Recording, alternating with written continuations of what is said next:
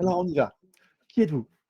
Bonjour, je m'appelle Lilian Boyer, je suis donc manager au sein du cabinet d'audit financier RSM, qui est l'un des plus gros cabinets d'audit financier, c'est le 6e mondial.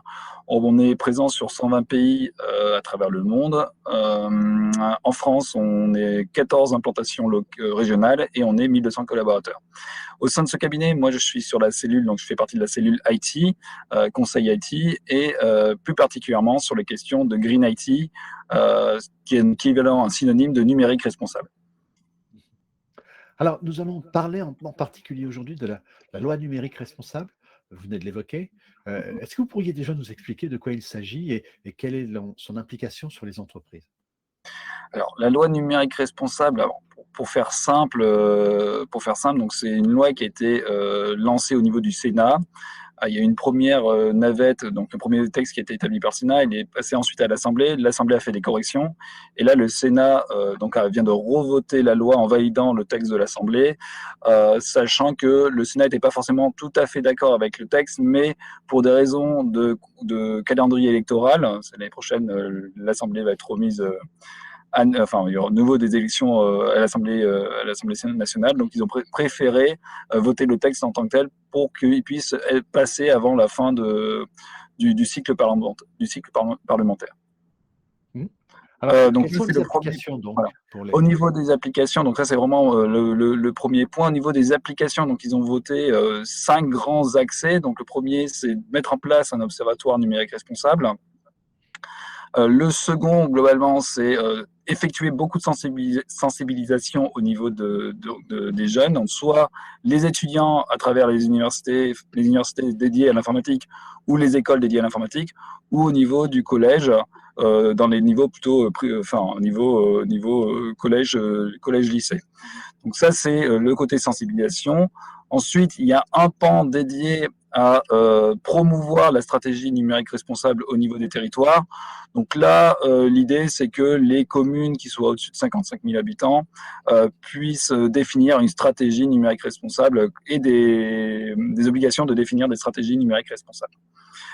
Il y a un grand pan sur les data centers, donc on va y venir, je pense, par la suite.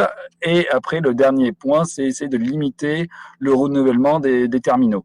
Donc globalement, 5 grands points dans cette loi numérique responsable, 5 grands points d'articulation autour de cette loi numérique responsable et qui s'inscrit donc dans des objectifs de Green IT. Voilà. Alors, vous avez attiré notre attention, vous l'avez évoqué, il y a un grand pan sur les data centers. Qu'en est-il? Allez, racontez-nous. Alors pour les data centers, il y a un grand axe. L'idée, c'est de reprendre, de réutiliser la chaleur fatale émise par les data centers.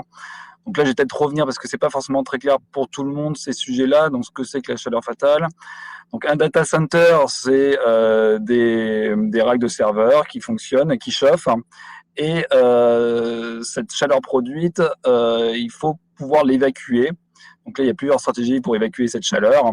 La stratégie vraiment très classique pour évacuer la chaleur, c'est d'avoir une clim, tout bêtement, qui refroidit, donc qui prend les calories générées par le serveur et qui les met dehors, oui, vraiment dehors, physiquement dehors. On les sort du data center et on les met dans l'atmosphère. Donc là, c'est la première stratégie vraiment très très classique pour refroidir un data center. Ce qui est un peu dommage dans cette stratégie-là, c'est qu'on n'utilise pas donc cette chaleur produite par les data centers, on n'utilise pas, on la véhicule et on la met dans l'atmosphère. Et donc, dans une idée d'essayer de recycler cette production thermique de cette chaleur produite par le data center, l'une des idées, c'est de la recycler et même, je dirais, de l'upcycler, c'est-à-dire d'améliorer son utilisation dans de potentielles utilisations, comme par exemple, il y a plusieurs choses qui ont été faites, comme par exemple chauffer une piscine ou l'utiliser dans un cycle un réseau urbain d'eau chaude. Ou potentiellement, si on est sur un secteur ou une zone d'activité industrielle, que cette eau que la chaleur produite alimente un réseau d'eau chaude qui soit utilisé après cette eau chaude par d'autres entreprises autour. Donc là, on est dans l'idée d'essayer d'upcycler, je veux dire recycler au sens, on améliore en plus cette chaleur qui finalement a été rejetée dans l'atmosphère, on la réutilise pour pour d'autres besoins. Donc c'est un peu cette idée-là que les sénateurs et les députés ont voulu mettre en avant. Sachant que, alors, pour la partie data center, cette idée, elle est très intéressante en soi. C'est vrai que c'est intéressant de pouvoir réutiliser cette énergie qui est finalement, qui dans la plupart des data centers à l'heure actuelle n'est pas utilisée.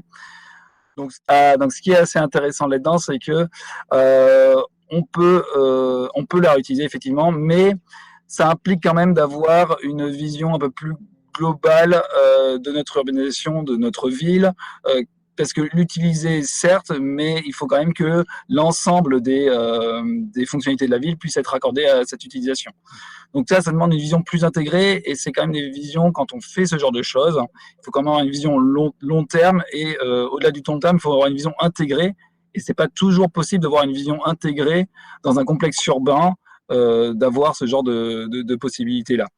Donc, en contrepartie de cela, ce qui a aussi été proposé, c'est de mettre en place, donc que les entreprises mettent en place l'indicateur de suivi de performance énergétique des data centers, pour que, alors ensuite il y aura donc des décrets qui vont tomber avec la loi, qui vont indiquer dans quel niveau de performance les data centers doivent se trouver, et avec l'indicateur, il faudra vérifier qu'on est bien en accord par rapport à ce décret de performance. Donc d'un côté, on va dire un peu un cap, c'est-à-dire les sénateurs nous disent, nous on aimerait bien que la chaleur fatale soit utilisée. Concrètement, qu'est-ce qui va se passer? La réalité, c'est que c'est assez complexe de pouvoir faire ça dans une vision intégrée globale d'une urbanisation et d'une industrie. Donc, ce qu'on propose aussi en parallèle, puisque c'est quand même assez dur de mettre ça en place, c'est de mettre en place un indicateur de suivi de performance énergétique et de le piloter avec des décrets où on va dire, bah voilà, l'indicateur, il faut qu'il soit à terme en dessous du décret. Donc, globalement, pour les entreprises, qu'est-ce qui va changer? C'est une obligation de calculer l'indicateur de performance énergétique et de s'assurer qu'ils soient en dessous du décret gouvernemental. Voilà globalement pour une vision au niveau data center. Voilà. Très bien. Non, très, très bien. Vous en avez fait une présentation très pertinente. Vous évoquez les entreprises et la contrainte que cela va représenter pour elles. On a en fait affaire à deux types d'entreprises. On a d'un côté les data centers, de l'autre côté leurs clients. Qui va être le plus demandeur, et vous, dans votre fonction de conseil, finalement, c'est plutôt l'entreprise que vous allez conseiller, et comment cela va s'impliquer sur les opérateurs du data center? Alors, je vais remettre un peu la question dans un contexte plus global. Globalement, je vais revenir sur un peu la notion de numérique responsable, parce qu'on l'a pas forcément abordé sur ce que c'est, et après je vais pouvoir intégrer votre réponse par rapport à cette vision globale du numérique responsable. Donc le numérique responsable, pour faire très très simple, c'est l'idée de reprendre un peu les enjeux sociétaux et environnementaux, donc globalement les enjeux de la RSE, et de mettre un filtre sur ces enjeux-là liés au numérique. Donc c'est-à-dire qu'à travers le numérique responsable, on va trouver deux grands pans. Un pan plutôt lié à comment faire pour que le numérique soit en accord avec les enjeux environnementaux. Et le deuxième pan, c'est comment faire pour que mon numérique soit en accord avec des enjeux sociétaux. Donc, pour faire simple, au niveau des enjeux environnementaux, il y a deux grands axes. C'est soit, de nouveau, deux grands axes au niveau des enjeux environnementaux. C'est soit, le premier axe, c'est on essaye de faire, on essaye de s'arranger, de faire de façon à ce que le numérique ait le moins d'impact environnemental. Mais le deuxième axe, comment aussi faire pour que l'IT puisse aider d'autres secteurs à réduire leurs impacts environnementaux. Ça, c'est deux axes de la partie environnement. Et au niveau de la partie sociétale, c'est comment faire pour que le numérique permette d'augmenter l'inclusion des personnes d'augmenter l'inclusion au niveau des enjeux humains, mais aussi comment éviter la fracture numérique. Donc, c'est deux axes, de nouveau, deux axes au niveau de cette partie-là. Donc, cette partie-là, Green IT, numérique responsable, Green IT, c'est des synonymes, j'utilise de cette façon un peu de manière commune. Donc, elle se cadre au niveau des entreprises, de même, elle va se filtrer au niveau des entreprises par rapport aux enjeux des entreprises. Et là, si je redescends maintenant à mes différents niveaux, et là je vais rappeler un point quand même important, c'est que au niveau des enjeux, vraiment si je fais un focus enjeux environnementaux, les data centers ne représentent que 15% globalement des impacts des émissions de gaz à effet de serre du numérique. Donc, on est sur une partie des enjeux. C'est pas l'enjeu majoritaire, c'est pas l'enjeu majoritaire, c'est un enjeu important, mais pour l'instant, ce n'est que 15% de ces enjeux-là. Et maintenant, comment je vais agir au sein des entreprises? Donc là, première chose, il va falloir définir, il faut accompagner les entreprises. Donc certaines entreprises vont avoir effectivement, comme vous dites, des data centers qui vont être potentiellement délocalisés dans le sens où elles vont louer un data center ou elles vont utiliser le cloud pour avoir un data center où vont déposer leurs données et vont pas spécifiquement s'en occuper en tant que tel. Elles peuvent aussi avoir une salle data center dans un bâtiment data center où elles louent une zone et elles vont mettre leur rack de data center. Alors, ça va être leur serveur, hein, mais ça va être une zone dans un data center partagé. Ou alors, elles vont carrément avoir potentiellement leur serveur. Donc, c'est vrai qu'il y a plusieurs axes là-dessus. Et en fonction de ça, l'idée, c'est de pouvoir accompagner les entreprises suivant leur panel de situations où on se trouve.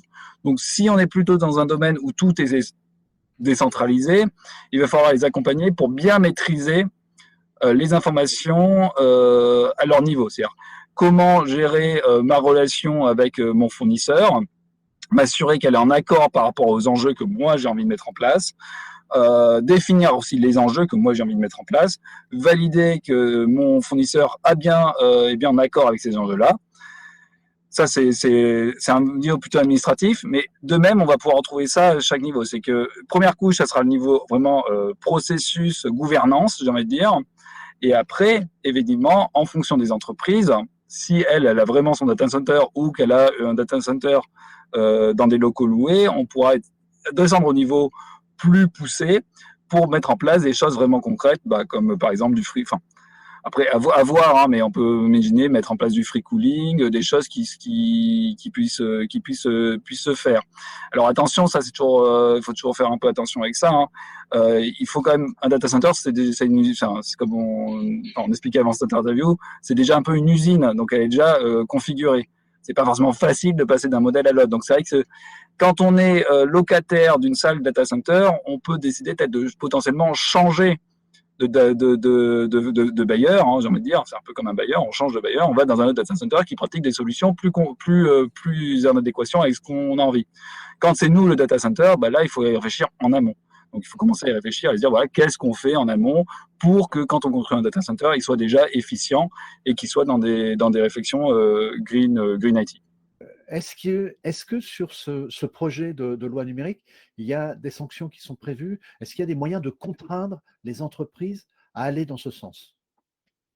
Alors, sur le projet en tant que tel, et comme il a été voté, alors c'est vrai qu'il a fait la navette, il a fait qu'un aller-retour, ça reste une navette assez légère, mais je pense, alors moi, sur ce projet-là, pour revenir un peu sur le projet de loi en tant que tel, c'est une première pierre à l'édifice du numérique responsable. Mais pour l'instant, ça reste qu'une pierre.